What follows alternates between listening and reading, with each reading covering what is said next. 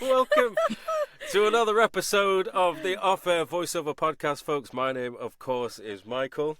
And I'm Jen. Welcome. Super excited this week. We are joined by the amazing Lizzie. Woohoo! Welcome to the shit amazing. show, Lizzie. Wow. The amazing Lizzie. Yeah, I imagine like juggling then, like, sorry. Not the amazing Lizzie. Jungle sounds slightly more apt, actually. We can maybe add some jungle music jungling in. along, jungling. We Lizzie, appreciate... Sorry, Michael. Go on, no, it's already started. No, I was going to say, for anybody who doesn't know you, would you mind introducing yourself? So I'm Lizzie Jobling, and I'm a full-time VO and voiceover business coach and the new director of the Voice Finder. Yeah, it's exciting. What a big year you've had. Yeah, Do you know what well, we're only in April. Fuck. Do you know what I saw? I know, obviously, I saw you at the Great Big Social. I didn't really get loads of chance to talk to you because I was on the helping committee. You were busy, yeah.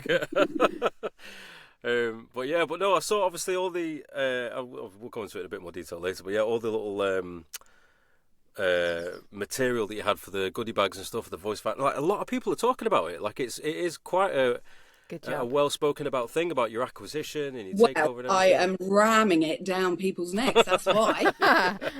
It's the only way. Yeah. Well, before we get into all that, then, so how are tricks? I've literally not properly. I mean, even in the build up to this, we sort of only organised it a few days ago. So so how are things? Are you all right? Yeah, everything's good. Just kind of like Sorry, juggling, life and working and new puppies and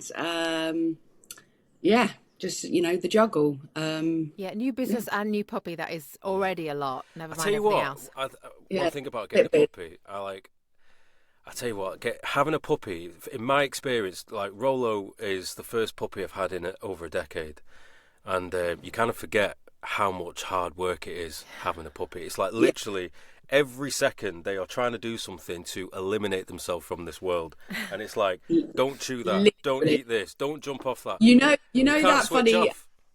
You know that tune that people make reels on Instagram, and it's like fun ways to die. Oh yeah. Like every moment I'm like, I could make a reel on that. Like, yeah, he's a bit of a div actually, but yeah, it's all fun and games. Brings much joy to this very miserable planet. Do you ever get is this your first dog? Have you got another dog? No, this is my second dog. So did you ever get the puppy blues? Do you know what the puppy blues are? Well, I guess it's a bit like when people want another child. No, it was the opposite. It was more like, why did I do this? Why did that happen? Okay. Right. No, it was basically... Not yet, but he did only arrive on Wednesday evening. Oh, okay. So at the minute... There's still time. Yeah, and quite frankly, he's just actually ridiculously cute. So I think that's just nature's way of being like, I'm a little shit, but I'm so cute. Like baby You're just not going to care for a little bit.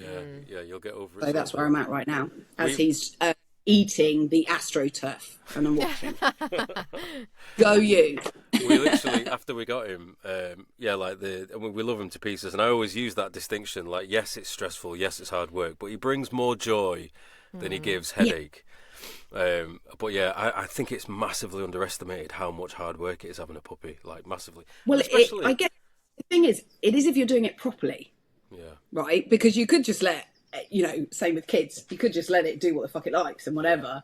But if you want to do it properly and you want to have a nice family pet, or nice children for that matter, you've got to have some structure and some rules and some stuff in place, which is so much effort. Yeah.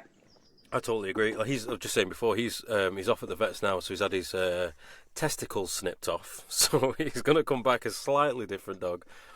He's never. Do you know what? Some dogs hate going to the vet. Like they get there and they're like, "Why have you brought me here?" And he's always been great with the vet, but I think today is the day. Yeah, I know. Today's the turning point. Today is the day where that relationship drastically changed. Oh no, yeah. Our puppy will, be taking that little trip for sure. Shame that I'm saying it. That's right. Okay. I'll get my girlfriend to do it so he doesn't associate me with the problem. So let's get into it. So take us back to, well, obviously divulge whatever you're comfortable divulging, but just take us back to this whole the voice finder thing, sort of where it came about, how it came about in terms of, you know, like, because obviously from going from a working voice actor, I know you do the coaching stuff, which I want to talk about later, but like, yeah, I guess obviously because this is like it's a huge string to your bow, and it obviously must require a lot of time. So how did it all come about? Well, I was approached by well, actually, if I start right back at the beginning, when I first got into the industry, into the voiceover industry, I spent a year training, and one of the platforms that I came across and that was recommended to me was the Voice Finder. And so I've had an affiliation with the online directory for the past 8 years. And I knew the original owner, who started the company, Kane Harrison. And Kane sold the company to Jack Allen. And I'd worked with both of those guys. And Jack approached me last summer and said, look, I've got, it was obviously, I've got the Voice Finder. I've got some other projects that are really taking off. I haven't really got the time to give it the attention it needs. I'm looking to sell. Would you be interested? And I thought, ooh, yeah, that'd be great. And then everyone I spoke to was like, ooh, no, don't do that. You haven't got enough time. So for a brief second, I nearly did what someone else told me, which is just, bleh, who's going to do that? And then I sat on it for a bit and I just thought, fuck it. Like, I can do that. I am a voice talent. I don't know of, I'm sure there are some, but I don't know of any online directories that are run by voice talents. I think it's quite a unique selling point because I do understand the struggle of being a voice talent. Obviously, I'm a voiceover business coach, and I thought I can definitely handle this online directory. Sure thing. Well, fuck me. What a lie. What a fucking lie. And I'm not going to pretty it up because it's been an absolute monster. And I wrongly so thought, this will be a nice bit of passive income, in all honesty, is what I thought, because, it's all set up. It's an investment. You're a businesswoman. Yeah. Yeah. And it's, it's established. It's nearly 10 years old. It's well established, reputable, all set up, easy peasy. I can do that. Well, that was not the case. The whole thing needed rebuilding completely in order to make it even be a passive income, because the website was archaic. The coding in the back end was just not in line with today's SEO and all of this stuff. And, it just needed for it to function and for it to be a business and for it to work for the voice talent on it, i.e. me, because I am a voice talent on it. And I've been for 8 years. And I just, I was like, I could keep it as it is. And I just feel it will die a death because people will just not want to pay their money because they can't log in properly, or they're not getting enough inquiries, or they can't update their profiles properly, and all these things that you just pay your money for, right? Yeah. And I thought eventually it will just die, and that would be terrible. So, by this point it was too late. I'd already bitten the bullet. I took it on. So I thought, all right, fuck it. If I'm going to do it, I might as well do it properly. So I invested a lot of time and a lot of money in having the whole thing rebuilt. So I had a company rebuild the website. So that sort of meant taking a carbon copy of the website as it was, rebuilding it on their hosting platform. And then I had to change a whole kind of shit ton of stuff on it. One of the predominant things that I've introduced is the model before was you pay your money, you get your listing. That's great. No. I don't work like that as a voice talent. I don't teach like that as a coach. So I introduced submission requirements, professional headshot, professional reels, and a sample of your recording space. Because if I'm going to work my arse off marketing the company to proper paying clients, I need to be able to present a really proper body of voice talent. And if I've got my name attached to something, I want it to be, done properly. So that did throw up some challenges because I think that's the everybody best was way. used to that. I think it's the best way of doing it. I can't remember who I was talking to, but we were talking about. Remember the website Mandy? Mm. We were talking about that. Who was that? Well, it'll come back to me at like 4:00 in the morning. But whoever I was talking to, we were saying about how the platform had changed a lot, especially like post-COVID. But one of the main things was, and I do actually remember speaking to some people who used to advertise jobs on Mandy, and they came off it, and they basically said it's because we just get a sea of applications where it's people sat in like in their kitchen, baked bean tin. Right, Yeah. exactly. Like they're sat in the kitchen. It's just so echoey. Like clearly, like no professional environment, not on a professional microphone, no professional experience in any way, shape, or form. And they're submitting us auditions, and like they said, like we'd get like 200 auditions, and he went, you could probably write off 90% of them. They were just terrible in quality. The experience was non-existent, and so we just came off it. So I think this vetting process is absolutely the right way to go if you want to get, you know, good quality. Because obviously, like it's your reputation as well. People know, if we get an audition from a client off the Voice Finder, we know these people know what they're doing. Certain caliber. It's not, yeah, absolutely. So And as voice talent, you want to be part of that. You don't want to be part of something that's like shoddy, do you? The masses. You want to know, that it's top quality and people on there. Yeah. Did you? That's Sorry, Lizzie. Go on. I was just going to say, because you mentioned a little bit before Michael started asking his question, but about it flew up some issues. So did you have people who already were on there that you then had to be like, could you adapt? Yeah, no, actually, only a few in regards to professional headshots. Yeah. Right? Okay. That's fine. They're really talented, VOs, Yes, amazing, reels, you know, and Yeah. ultimately... You've that's not always what we want. needed that, have you? And I feel like now you probably do, but... Yeah. So yeah, that's not been too hard, but I've had, for 2026, I'm keeping the books open until 300. And so I think there's about 60 spots left or something. Yeah. But I've had hundreds of submissions and it is quite astounding how many people don't read instructions. Like, I didn't know this. We hear that a lot from people. It's like wild. It is wild to me. I think Susie said that when she was on. She said like it's a lot. I'm sure it was Susie. She said it's There's alarming so how many many have people said don't it. read basic instructions. Yeah. Yeah. I don't get it. It's, there's been people that have submitted and they are really talented VOs, but their recording space is just not good enough. And, I explain what that means, what a studio bass law is, and people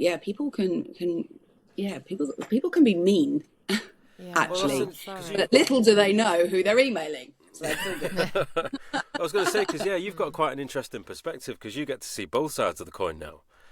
So and it's really interesting actually, because I haven't seen that, and obviously, I'm not one of the beauties of the actual platform is I'm not actually involved in any of the casting. We don't jobs. This is an online directory only.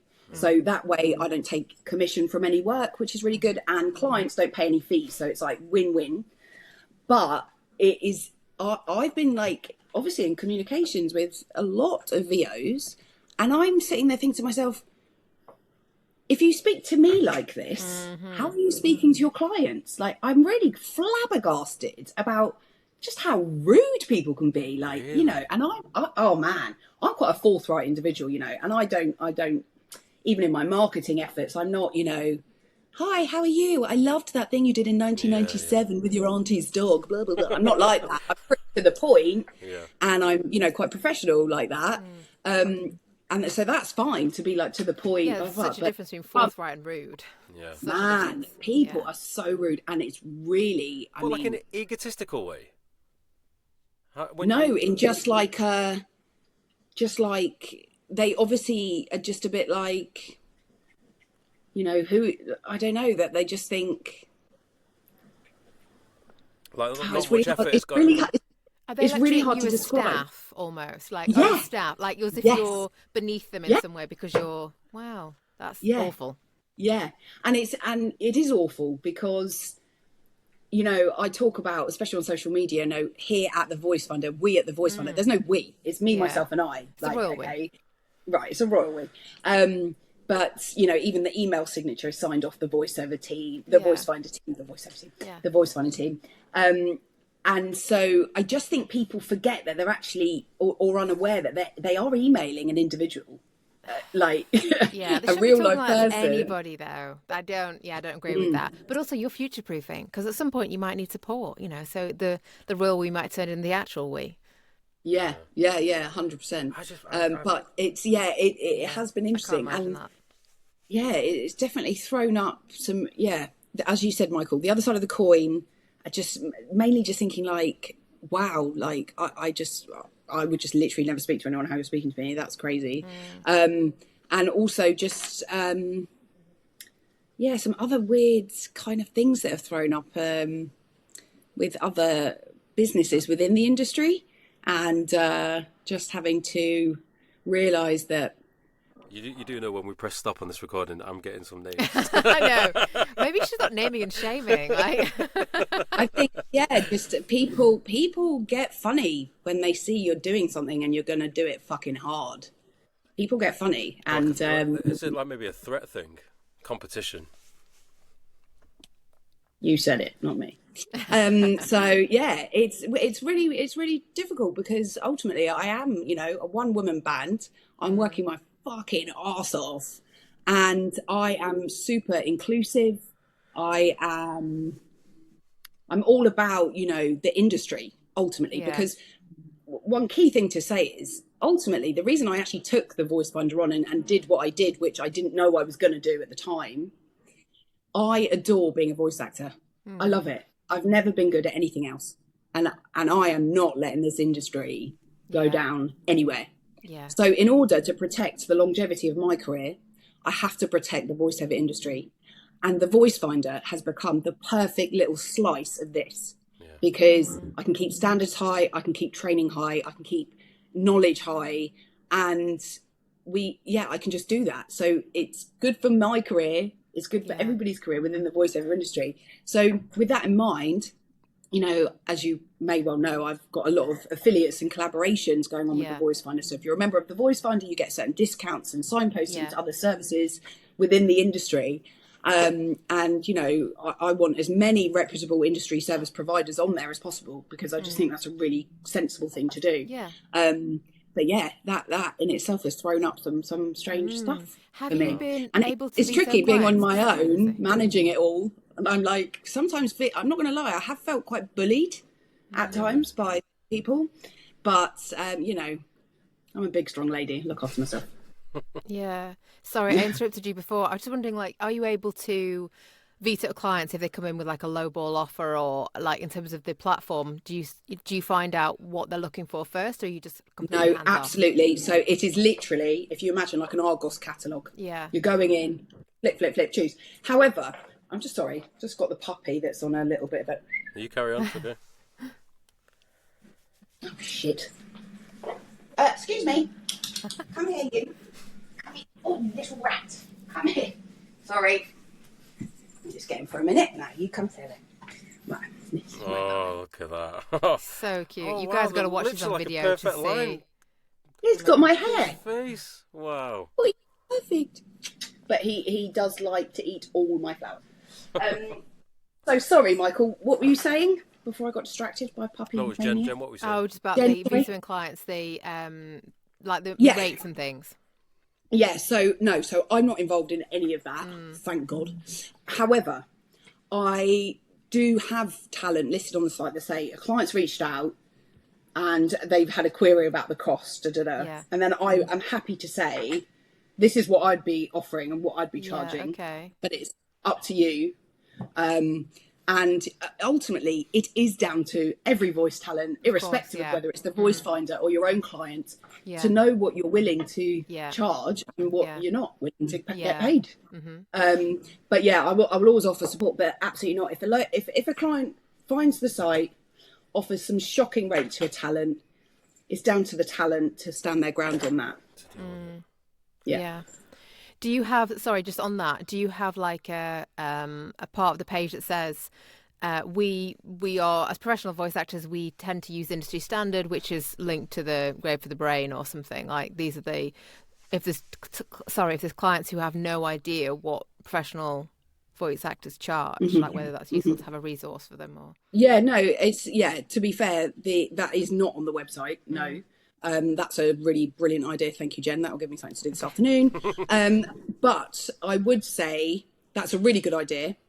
The types of voice talent that are coming to the site and getting approved, they are doing that themselves. Yeah, it was just more for the client. But for the client side, absolutely. But it's a really good idea, and it's definitely something actually that I will definitely be adding. Yeah, but I think because they've come to your site, I think they're probably going to be good quality clients anyway, aren't they? Because otherwise they'll be going somewhere else, and I feel like they have to have a reasonable amount of business acumen to know that. But so still. For those that want to try and get one of the last 60 spots, then just what's the onboarding it's around 60. Don't quote me 60. Like it might be 52 for all I know today. Like every time I open my inbox, like bing. So what's the typical onboarding process that someone should expect if they're going to try and sign up? Like what should they expect to do? So what happens? So you go to the website www.thevoicefinder.com. That's really important. There is a company in Europe called voicefinder.com, so that's created a lot of fun challenges.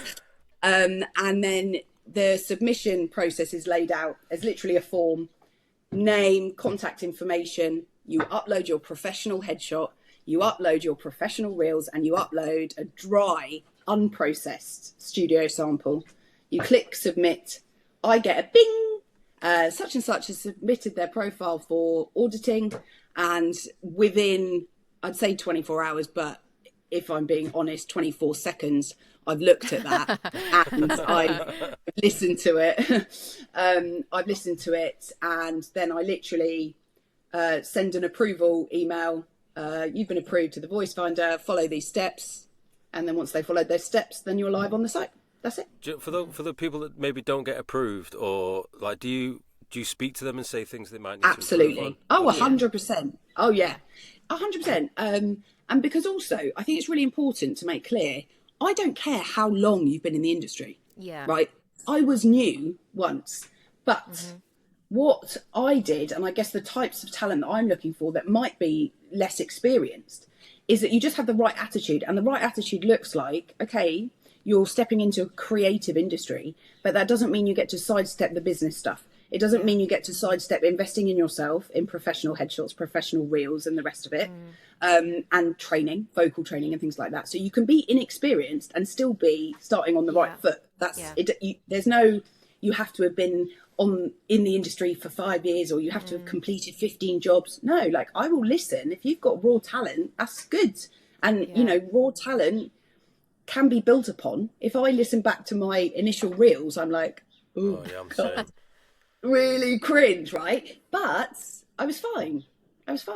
And you build upon that, and you can only build upon it if people are willing to give you the option, the opportunity to do that. So it's not a length of experience or anything like that, but it is a definite type of attitude that I'm kind of looking for. Do you find through some of the submissions that aren't successful, is there like a common pattern where some people are maybe trying to run before they can walk, sort of thing?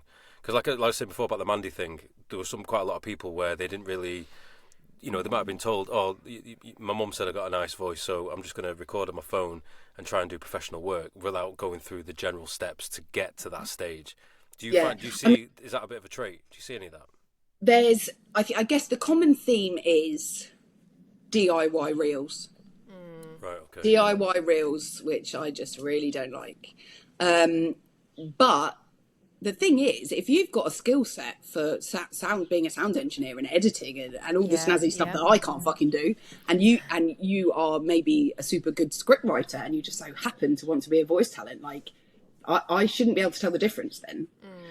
So DIY reels are fine. Like, if you're really good at that, that's great. But I haven't come across that yet. So the DIY reels are quite common. But just people's lack of understanding about their recording spaces, and really, like, I guess what I kind of consider basic things, but maybe I'm just a bit warped. I don't know. Like, when I've sort of said to someone, I'm going to need your BSF, for example. That's a lie. That's studio base floor. Sorry, I've had a bit of a traumatic event happen last week, so my brain's a bit mushy. I'm going to need your studio base floor. And they're like, well, what's that? And I'm like, oh, okay, I don't know. But it's interesting to me because those kind of really basic things that I presume to be basic, some of those people have got the most incredible reels, and they're like really talented, like fucking way better than me, basically. But they've done training, they've spent loads of money on these reels, but wherever they've been learning from, they haven't even been told like the next things that are just going to be fundamental to their career, because what are you going to do with a reel if you haven't got a space to record anything that a client can use? And that's making me really angry, actually, because when I've given feedback to people like, really love your reels, you're really talented, which is all true, but sadly your recording space just isn't up to the standard of which we need. You know, this has caused people to become quite cross, because I've just spent X amount of money on training. I've just spent X amount of money on my demo reels. Nobody's mentioned this to me. Why are you now asking me for this?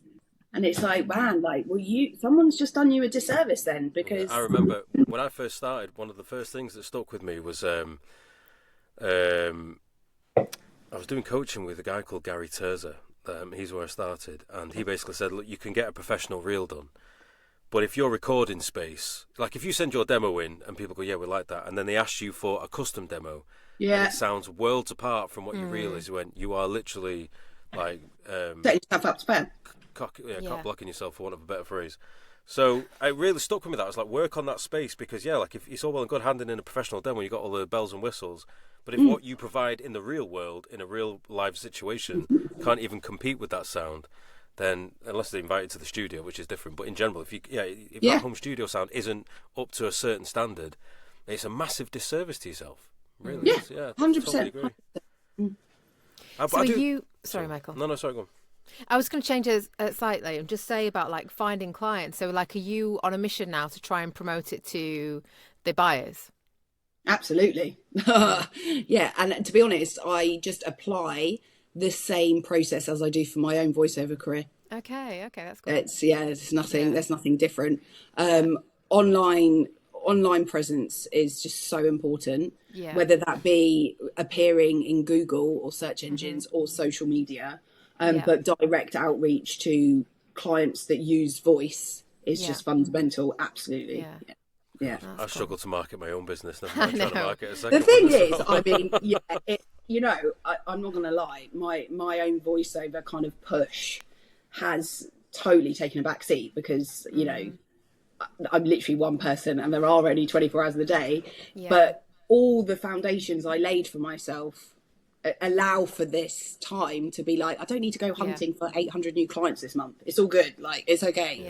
And I can fall back on that. But it's just absolutely paramount that ultimately people get inquiries, you know, at the minimum that people get inquiries, and at the maximum that people book jobs. That's what it's all about ultimately. I do think it's wicked. Like, I mean, when you're self-employed, I'm coming up, when 2028, I'll be 20 years self-employed. One of the biggest things I've taken away is that you can't rely on one source of income. Now, I'm fortunate that voiceover is my main source of income, and it's what I do full time. However, we all have those peaks and troughs. Yeah. And that's why I have things going on in the background that I sort of keep my ear to the ground of other bits and things that are going on. But I don't like to get too distracted. However, I do often think about things I can do in conjunction with voiceover, like to have that additional income stream, so you're always sort of protected in some respects. So I think what you're doing is actually an excellent idea, because you're combining your experience of the industry. You know what it's like to be on a P2P. You know where it goes wrong. You know how it could be improved, and you kind of have control of all of that. So you know, and obviously, you know, it's an investment. It's a business, of course. You don't do it for the fun of it. You do it to try and make money. But I think at the same time, because of your experience and your ability to see it in a certain way, I think it can only flourish, because, you know, I can imagine it's like a passion project, but something that you've I reckon got. you do it for the challenge as well. You're like, I want to see how far I can take this. I think it's also a really good idea. As I mentioned, when I first sort of took it on or even considered taking it on. I did just think this will be a bit of, passive income. But now, as mentioned, like, it's just like my little slice of the industry to be like, no, we're keeping this shit going properly. Because, what we're doing. That. Have you come across that thing online called School, SKWL? Yeah. I have been deep diving the shit out of that. I have been really deep diving. It's Steph and I thinking about. So basically, School is like, and I'm not trying to create competition because it's out there for you all to see, but basically, School is like an online community where you can provide resources, material of any niche, of any industry, of any passion projects, what people want to learn more, like you can help them. It's not coaching in the traditional sense. It's not. Yeah, I've been approached by some. It wasn't School. It's someone else who were doing a similar thing. Actually, it's not a digital product. It's not an ebook. It's like resources. And so what you do is you charge like, you can charge like a monthly membership fee of like 20 quid, 30 quid.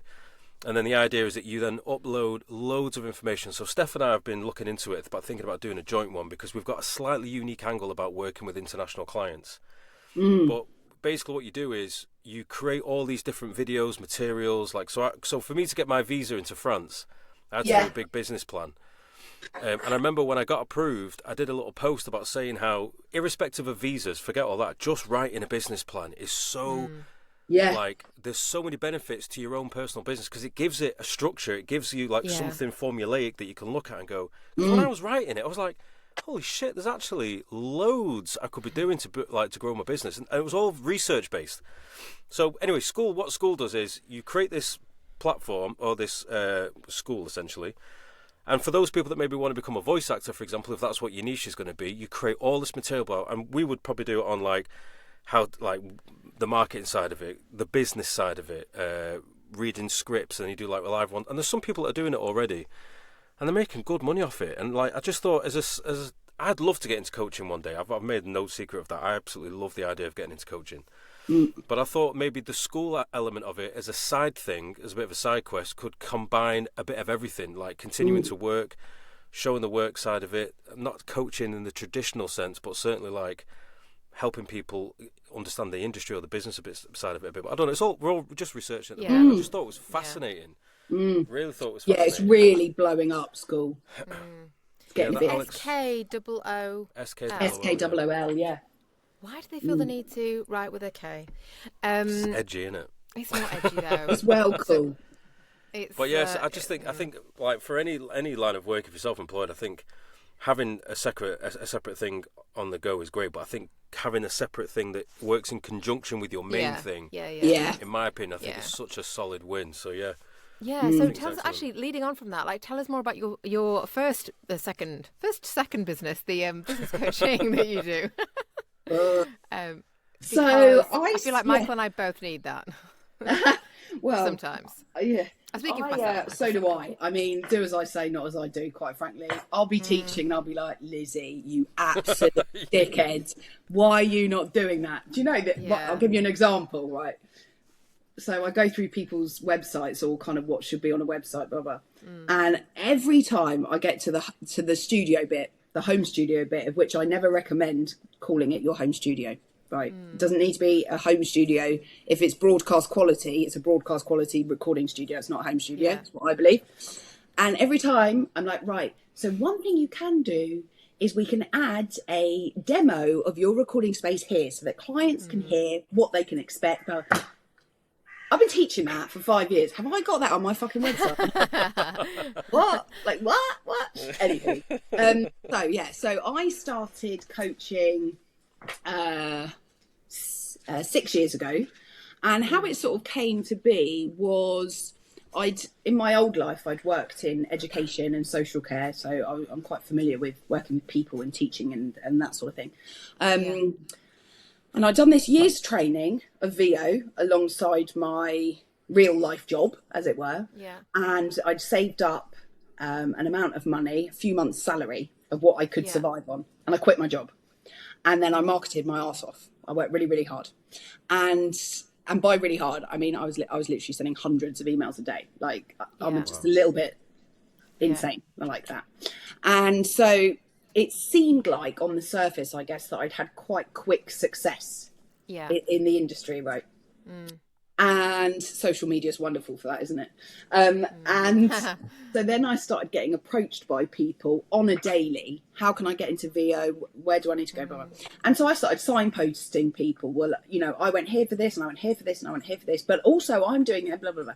And then one week I totted up. I'd given away hours of my time telling people what to do. And then I also realised, well, not only have I given hours away of my time, but I've given away, you know, I'd spent thousands of pounds training, right? And at this point, I now had about a year and a half worth of experience of actually doing the thing, because training's all well and good, but it's a bit like learning to drive. Unless you're out there doing it, you're not really learning anything. I totally agree. Yeah. Totally. So, I sort of totted up. I'd given away all this time, and I'd spent all this money training, and I had this little chunk of experience in the industry. And I've got a background of you know, education and teaching. And I was like, there's a gap in the market here, because you can find a vocal coach anywhere, right? I don't want to be a vocal coach. I don't claim to be. I don't do any vocal coaching. But both my parents had successful marketing companies. My sister had taught me all of the bookkeeping stuff, because I'd never done that. Like, I'd always been employed, and she's an accountant. And my ex-husband, my husband at the time, and still is a really successful creative art director. So he taught me all about branding, and he'd helped me build my brand and So I kind of had all these skill sets from all these different places, and all these people asking me that, and I was like, right, boom, I can definitely do something with this. So that's when I created the Voiceover Foundations course, and I started teaching that, and it was just really, really, really popular. It's been a big... Gone? I thought I didn't. So okay, so your coaching is more towards the business side of voiceover, as opposed 100%. to. Yeah, it's all about the business. Realise that, right? Yeah, it's all about the business. So it's 4 modules. They can be taken as a whole course, or individually, or pick a mix.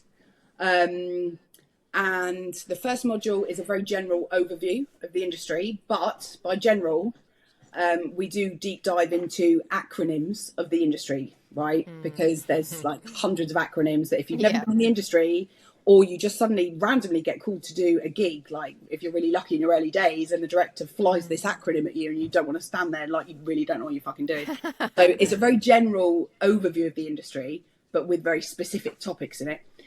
The second module is all about your recording space, how to set up, how to use your equipment, about your studio base floor, how to edit properly. So quite techie. And the last 2 are all about the business. So what is marketing, where to do marketing, who do you email, when do you email, what do you even say, your online presence using social media for your business, online casting sites, bookkeeping for voiceover, industry awards, equity, but you name it, is covered. So did you say are you going to do school then? Well, you only just told me about it right now. Oh, you don't know about it? Well, I do know about it, but I've got a lot of my plate. Listen, right, what if you need to. I don't know if you've already got it set up. I respectfully disagree. I think exactly what you've just described is exactly what would flourish on there. Okay, well, thank you. It's in the same realm of what Steph and I have been talking about. I've got to add Jen's suggestion to the voice finder this afternoon, and I've got to get on school. Right, keeping notes. Love that. Presumably school are taking a cut, though, of what you... No, so what you do is you have... There's 2 elements to it. They've just released a starter thing, which is $10 a month. And then they've got the main one, which is $100 a month. But if you're... there's a guy in there called Jesse something. And also Empowered Voiceover Academy. They're on there. Yeah. They've got like 100 and something students. Making... You know, they're doing well off it. So... Yeah, I mean... I guess coaching is... Sorry. No, go on. I was going to say coaching works in 2 different ways. Like on the one hand, it's coaching in terms of script reading, how to do a better commercial read, etc., which I would like to get into one day. But I feel like I need coaching on how to coach people correctly. I don't want to riff it as such. But then there's the other element of it, which is like I said, like when you do like voiceover's not just, it's not a hobby. Like if you want to do it properly, it is a business like any other, and that's why it needs to be treated so. Yeah. And I think there's a lot of that side of it, which not enough people fully grasp and maybe look into, and sort of all the ins and outs of it. And it's nothing overly, like, it doesn't have to be overly complicated, but, like with any business, there are certain steps that you can take to give yourself the best fighting chances of succeeding. So I mean, ultimately, what you're doing... ultimately it can be a hobby. It can. But what I'm teaching, you're not going to want to do if it's a hobby. Correct. Yeah, absolutely. Like right. it like the level of detail that I teach in, yeah, you fuck that for a hobby, like, because the thing is with my course, and the caveat I give people before we work together, that now currently the course is 8 years worth of experience now. It's condensed into 4 modules delivered over 6 weeks. So it's a lot of information, and people sometimes, especially after the second business module, they're literally like deer in the headlights. They cannot believe how much is involved outside of just being behind the microphone. And when I'm like, I'm behind the microphone 15% of my business, because not because I'm no good behind the microphone, because I'm actually doing all the stuff to get behind the microphone.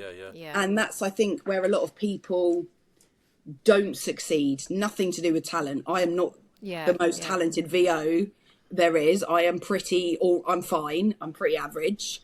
But my business savvy, I'm pretty tenacious. And the physics of it is, you apply enough pressure to anything, something's going to move. That's how it goes. Yeah, the consistency and the persistence to just keep pushing forward is what always wins. You know, it's like YouTube. My sleep stories thing is doing really well on podcast format, but YouTube is a really difficult area to grow. But it is growing, and again, sometimes it can be a bit like, it takes me about 3 hours to do a sleep story in terms of the recording, the editing, putting all the soundscapes together, and then you do it and you get like 25 views. All right, I'll get loads and loads of downloads on the podcast, but YouTube is where the money is. And you'll get it and you get like 25 The thing is, views. though, Michael, but it's persistent. You've got to keep doing it. That is the thing. So one of the things that I sort of teach in the course is the ice cube analogy. And so if you take an ice cube out of the freezer and you pop it on the desk and you start turning up the temperature and you want to know when it's going to melt, what temperature did it melt on? And let's say it melts, I don't know, on 22 degrees weather. Everyone will be like, well, it melted on that. But it didn't. It started melting as soon as you took it out of the freezer. You just couldn't see it happening. And so people give up. They take it out, they put it on the desk, they're like, it's not working, put it back. And that's where people fail, because they don't want to see nothing happening when they're putting all this effort in. But actually, that is where everything's happening, because the root grows down before the fruit comes out. Like, that's what's going to happen. It's so true, and I think you can take that with so many different elements. And if I apply it to my sleep story thing, which is why I keep doing it, I do it because I enjoy it. I don't do it like I'm not making any money off it at the moment, but I do it because I do thoroughly enjoy doing it, and I know I can grow in a sort of side business. But yeah, it's like you put all the effort in, and it's the tenacity. Is that the right word? Tenacity. Yeah. To keep doing something with no reward. Keep doing it, and because you're building foundations, and I'm seeing the right metrics, so certain things I look at, so I'm going in the right direction, it's just going to take time. But it's consistently doing something with no reward and still continuing to do it. You keep laying those foundations. I saw another, similar to that analogy you had, there's one famous graphic that I saw once, and it's a guy who's digging, and he's digging in, he's done this like loads of S shapes in underground, and then he stops, and what he doesn't see is another few more digs, and there's loads of gold. And he's like, don't stop, because you don't know, just keep going, and you can't go on forever. You got to see some sort of but you do see little bits, don't you, along the way? I think like you and Kimberly Parker and Alexia Kombu are just voice actors, I feel, who marketing wise are really just putting in the hard work, and it's really paid off. It's just chipping away at it, because that's what's needed. And there are others too, but I just think, I just know that it is just science. You apply enough pressure to something, cracks will form. It doesn't matter if you're doing something really bad, break those clients or down. Really good. They will use you. Literally, But anybody of any form of success, you don't have to look at some of the most famous people in the world. Like, sometimes there's a bit of a bias where sometimes you'll see someone who's doing really well. It didn't just happen. Like, you don't see years. The overnight successes. Yeah, exactly. It's an overnight success, but that was 7-8 years in the making. There's so much that goes on before that. So I think the business side of the voiceover is, like I always say, I think, we used to use 15% before. I think it's probably about right. That's the amount of time I spend recording versus doing all the other bits and pieces. Like, the least amount of time I spend is in here. On balance compared to everything else. And I think, and that's it. It's just laying all the foundations and the groundwork. And I think the business side of it is important side of it, because it's not just about it's not about just getting a nice microphone and just hitting record and putting something on Instagram and saying, look at the nice work I've done. There's way more to it than that. I mean, you have to do those things so people know what you're doing, but there's a lot more to it than that goes on, I think, behind the scenes, that in order to get the success that a lot of people are potentially looking for, it's a lot more than just doing a new corporate job and posting it on Instagram and trying to get new work off the back of it. Like, there's tremendous more amounts that go into it.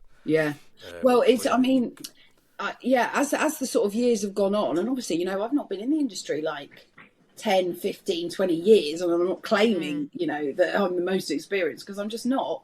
But even in the short time I've been in the industry and coaching, people are popping up left, right and centre, coaching and doing this, that and the other.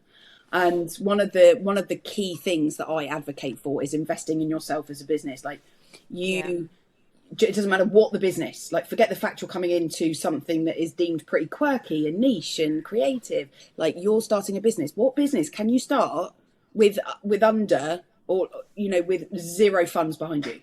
Like, you're going to need like at least 500 quid, like, to start something decent, so I followed. That's why I got the course accredited, because I sort of noticed, okay, more and more voiceover business coaches popping up.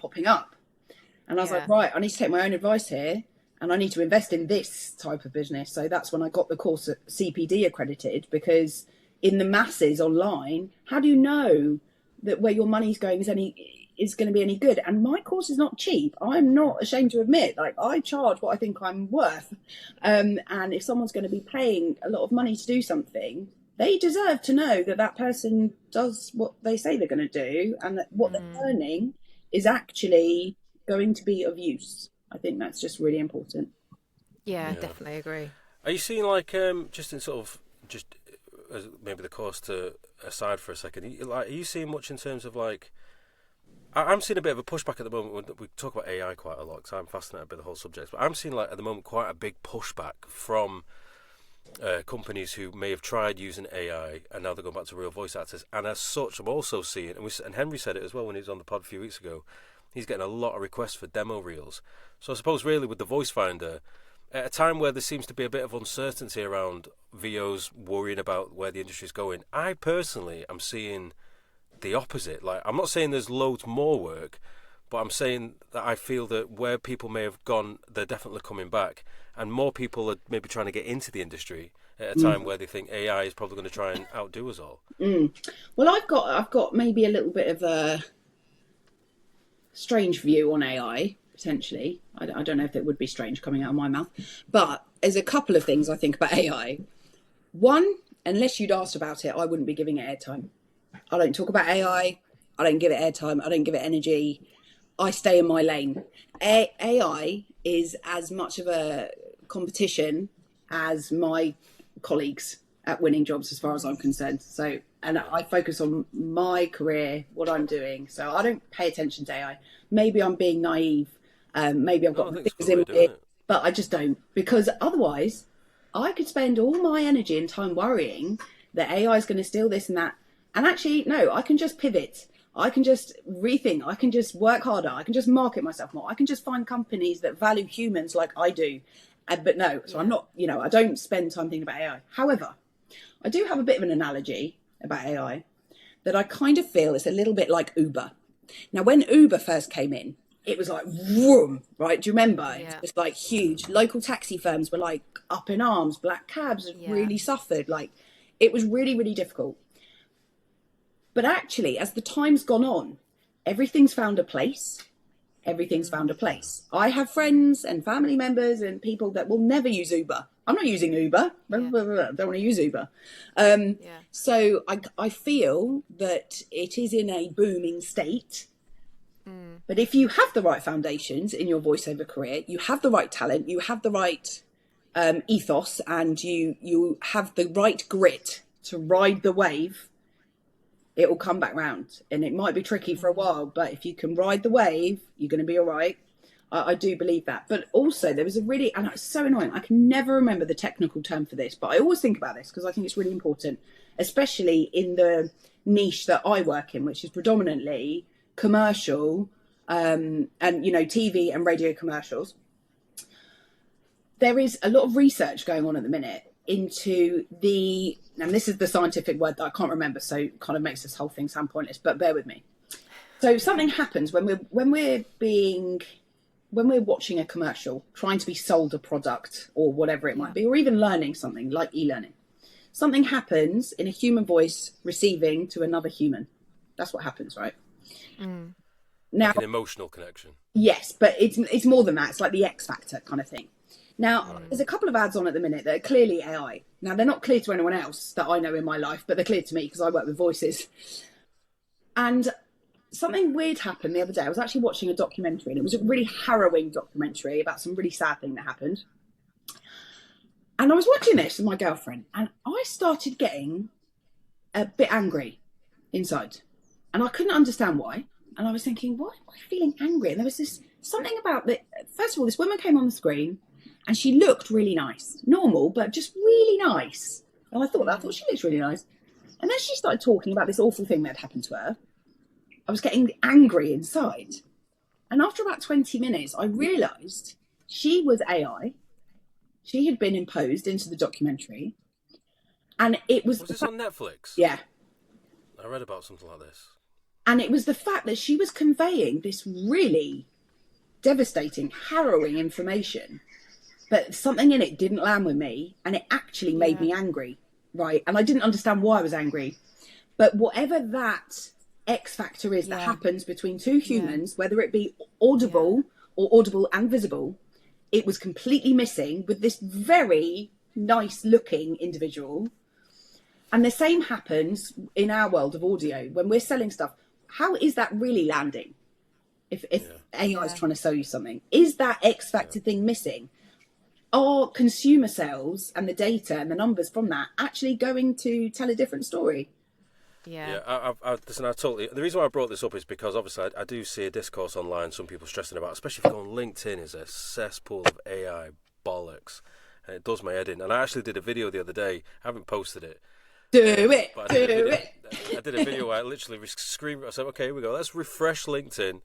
Refresh the feed, and it was like talking about, and they're all quite similar in the way they're written. It's always talking about AI, how it's gonna, oh my god, AI is gonna kill the film. It's like, fuck off, you. But also, dickhead. Do you know the thing? They're all just, excuse my French, but it's just they're all people who really try and shove that down your throat. Usually have a vested interest. It's like the people at OpenAI and ChatGPT. They're trying to get a valuation of $750 billion. They only make 13 to 15 billion in revenue in a year.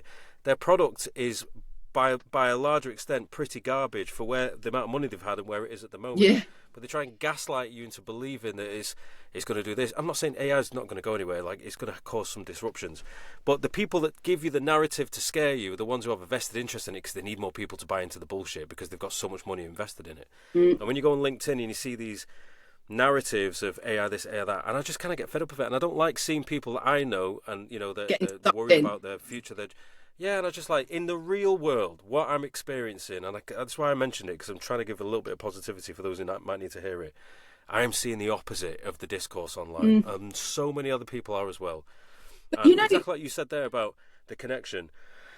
One thing I said, sorry, I'll finish this last bit. The one thing I said a while ago is pretty much exactly what you just said there, is that how is it logical that in a time where so many brands use commercials as a way to like connect with their consumers, you know, especially if it needs something that needs to be warming and caring and all that sort of stuff. Why on earth would you then get a flipping robot voice to do it? I mean, there's no logical sense in it.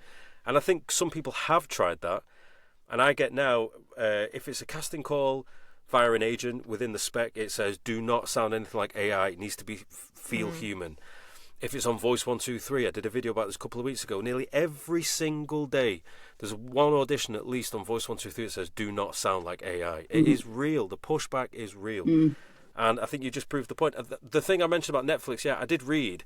I don't know what the show was, but I did read that there was a massive kickoff. Well, it was really documentary. It was really interesting. Like fake people. Yeah, it was really interesting because I'd read this article about this research into AI and how it might affect consumers and how it could affect you if you're learning, like how much are you taking in, and you know, all of this stuff. And it sort of really resonated with me. I thought, I really like that. Yeah, I like that. And then I liked it, but then I had this really visceral, first-hand experience. I was like, why am I angry? Just like watching this woman talking about this really sad thing. I was like, she's fucking me off. And then I just realised, I was like, it wasn't fucking me off because she wasn't human and because she was AI. It was fucking me off because she was relaying such a human message. And she wasn't. And you feel cheated. Yeah. I felt so cheated. I was like, yeah, I think when you go on social media now, like I mean that Sora, they created their social media app, which was all AI generated content, and everyone's like, oh yeah, because we can now use Disney products and all that sort of stuff. 3 months they lasted. Yeah. They started in January. Sorry, they started in September. They closed it down in January. This is a multi-billion-pound company had to shut down the app because 95% of the users dropped off in 3 months because all AI garbage, the novelty wore off. And now if I use social media and you see something that's AI generated, I just immediately feel like, why are you trying to cheat me into believing something that's real? Like, it angers me, it bothers me. oh yeah, about you. What I find alarming is when you look in the comments and people are buying into it. It's like, oh, mate, the scammers are looking for you. Yeah. Like, geez Louise, they're going to have a field day with you. Yeah. It's like, how can you not tell that that's fake? Like, but I think that's what it is. I think the negative reaction stems from that idea that, like, there should be anything that's AI generated needs to have a label on. This isn't real. Like, I don't know why these rules, and I've made this argument many times in the past. Sometimes the only time a rule change will come in is when the people that can make the policy changes are the ones that are affected. Until then, they don't care. 100%. So let's get, the Prime Minister or President, in an AI format saying something as part of a pretend secret recording that can cause all these problems. Now they'll give a shit. Yeah. Because things need to be labelled AI so people can stop being hoodwinked. Some things are so reactionary. If you think about deepfakes and stuff, the amount of trouble that can be caused of something that isn't real, because if it gets spread online and goes viral, people believe it. Yeah. And it's happened many times already. People believe stuff, they react to it, and it's like, mate, this is all made up. Yeah. So, yeah, I think that negative reaction comes from that, from that idea that you've been lied to and you've been tricked into feeling an emotion. And then whether you realise it later on or even at the beginning, it's like, but this isn't real. This isn't a real voice. This isn't a real person. And it pisses people off. Yeah. But I was just going to go back to your thing about LinkedIn, which, man, I fucking hate LinkedIn. So I cross-post a lot, right? But I tweak because Instagram, I'm like, fuck this, fuck that. But I go to LinkedIn, I feel like, oh, I shouldn't be here. Yeah. But, yeah, same. Yeah, it's quite funny about, giving so many people in that industry giving so much time to the dreaded AI, that I just come back to where we apply energy, whether it's thought or actually typing a post or whatever, sharing an article, where we apply energy comes into fruition. That's just happens. That happens. So if I start worrying about AI, my brain is naturally programmed to seek out evidence that I need to be worried about. Yeah. So suddenly I will see all these jobs going for AI, this, that, the other. This client's now on AI. They used to be on me, blah, blah. But I'm just not going to do that to myself because it's there whether I think about it or not. So I'm just going to leave it the fuck up. It's a bit like the red car thing, isn't it? Like yes, if you walk down the street and just mind your business and then suddenly start looking for red cars, they're everywhere. Well, no, not even that. But same as that. When you're going to get a new car, right? And you're like, not that happens that often, not in my life anyway. But we're getting a new car Monday, could just say. Right, well, I just got a new car. I just got a new car, and it's this quite new make of car. And I'd never heard of it before. Waiting for the car, which took 5 weeks, how annoying, first world problems. Yeah, so and literally 5 weeks, every other car, oh, there it is. Oh, there it is. It's just reinforces. Yeah, what's that called? I can't think what it's called. Anyway.